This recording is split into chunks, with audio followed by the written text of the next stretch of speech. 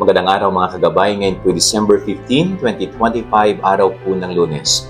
Ako po si Father Marvin at ang ating ebanghelyo ay hango sa ebanghelyo ni San Mateo, chapter 21, verse 23 to 27.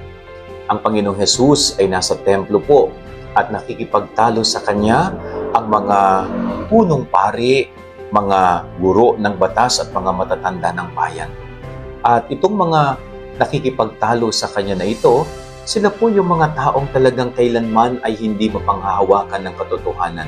Kumbaga sila po ay namumuhay sa kasinungalingan. Alam nila kung ano yung totoo, alam nila kung ano yung tama, subalit dahil sila po ay may personal na vested interest, ay pinaninindigan po nila ang kasinungalingan, pinaninindigan nila kung ano ang hindi mabuti at tama.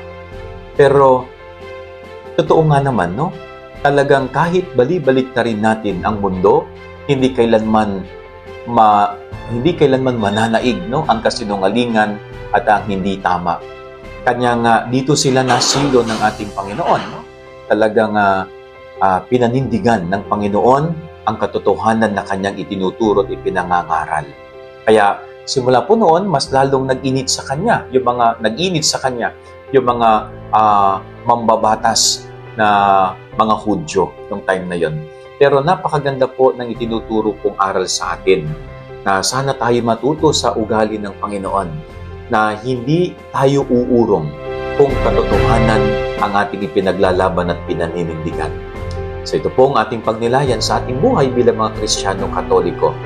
Yan ang ating gabay aral ngayong maghapon. God bless po sa inyo lahat. Pagpalain kayo ng Panginoon.